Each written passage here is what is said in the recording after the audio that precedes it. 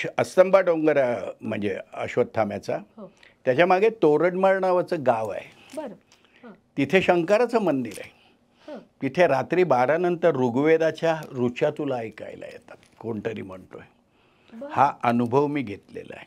आदिवासींच्या घराला त्यांना खायला अन्न नसलं, तेल नसलं, हो. तरी तेलाची एक बुदली प्रत्येक झोपडीला लागलेली असते. ती अश्वत्थाम्यासाठी असते. कारण अश्वत्थाम्याचा शाप, त्याचा इथे असलेला नीलमणी जेव्हा अर्जुनाने कापून काढला कृष्णाच्या सांगण्यावरून, तेव्हा इथे जी जखम झाली त्या जखमेवर लावायला त्याला तेल, तूप हे सतत लागतं.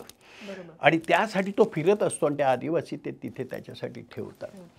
तो असला गावात त्याला दुसरा शाप असाच आहे की तू तेल तुपासाठी वणवण फिरत राहशील. कृष्णाचा शाप बघ, शेवट जेव्हा मी येईन तेव्हा सांगेन हो. तुला कृष्णाचा तेव्हा जो काही हे होता ह्याचं कारण द्रौपदीच आहे परत.